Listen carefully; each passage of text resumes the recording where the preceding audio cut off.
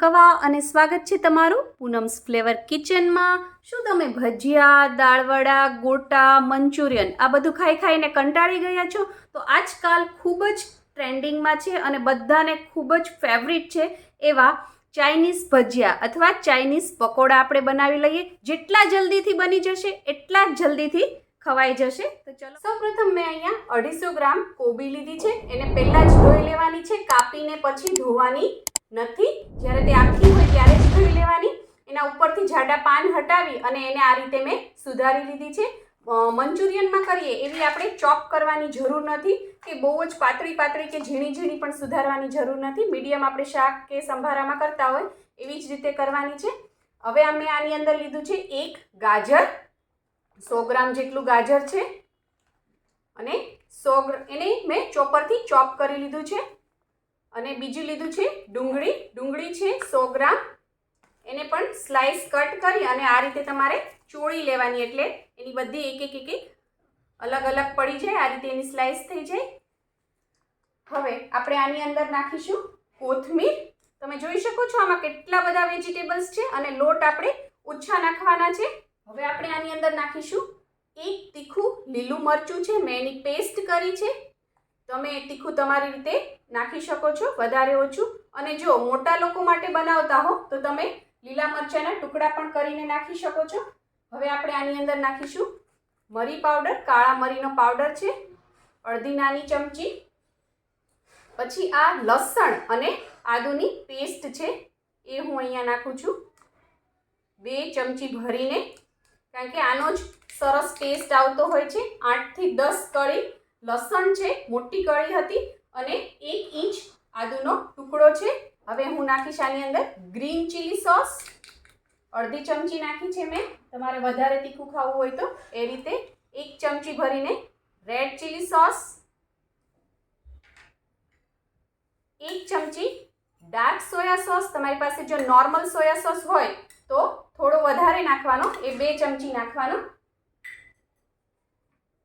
હવે હું આની અંદર નાખીશ સ્વાદ પ્રમાણે મીઠું અને વિનેગર છે 1 ચમચી। જો વિનેગર ન ખાવું હોય તો તમે લીંબુનો રસ પણ એની જગ્યાએ નાખી શકો છો। અને બીજું, મીઠું નાખવામાં ધ્યાન રાખવાનું, અથવા તમે પહેલી વાર બનાવતા હો તો છેલ્લે નાખવાનું, કારણ કે જે પણ આપણે બધા સોસીસ નાખ્યા છે એમાં મીઠાનું પ્રમાણ હોય જ છે।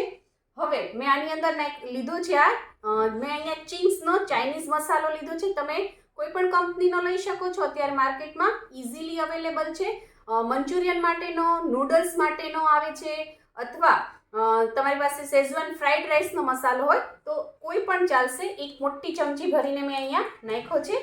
અત્યારે નાના ગામોમાં પણ કરિયાણાવાળાને ત્યાં આવા મસાલાના પાઉચ મળી જ જાય છે, તો જરૂરથી નાખજો, એનાથી ટેસ્ટ બહુ જ સરસ આવે છે। અને જો ના અવેલેબલ હોય તો ન નાખો તો પણ ચાલશે। હવે મેં અહીંયા લીધો છે ફૂડ કલર, ઓરેન્જ કલર લીધો છે, અથવા ઓરેન્જ રેડ ફૂડ કલર આવે છે, એ પણ તમે લઈ શકો છો। આપણે બહાર ચાઇનીઝ ખાવા જતા હોય છે ત્યારે એનો કલર ખૂબ જ એટ્રેક્ટ કરે છે બાળકોને અને આપણને પણ। અને જો તમારે ફૂડ કલર ન નાખવો હોય તો તમે સ્કીપ પણ કરી શકો છો, પણ ફૂડ કલરથી એકદમ એટ્રેક્ટિવ લાગશે। હા, ખ્યાલ છે મને કે ફૂડ કલર હેલ્થ માટે સારો નથી હોતો, પણ સારી બ્રાન્ડનો અને ક્યારેક નાખવાથી વાંધો નથી આવતો। હવે આ બધી જ વસ્તુને હાથની મદદથી આ રીતે ચોળી લેવાની છે અને સારી એવી મિક્સ કરી લેવાની છે। મસાલા આમાં સરસ કરશો તો આનો સ્વાદ ખૂબ જ સરસ આવશે। અને આ તમારે કિટી પાર્ટી હોય, બર્થડે પાર્ટી હોય એમાં આ ખૂબ જ સરસ લાગે છે, અથવા તમે ડિનર કે લંચ પ્લાન કર્યું હોય તો એમાં એઝ એ સ્ટાર્ટર પણ ખૂબ જ સરસ લાગે છે।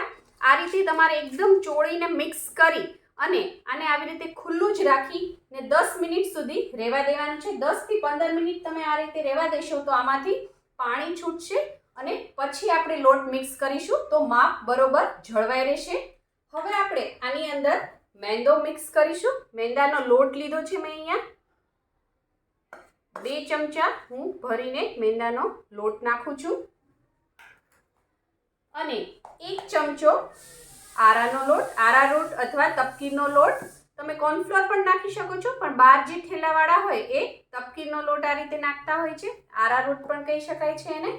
જેટલો પણ મેંદો નાખો એનાથી અડધો તમારે આરારૂટ લેવાનો, અને આ બધી વસ્તુ છે એ સરસ મિક્સ કરી લેવાની.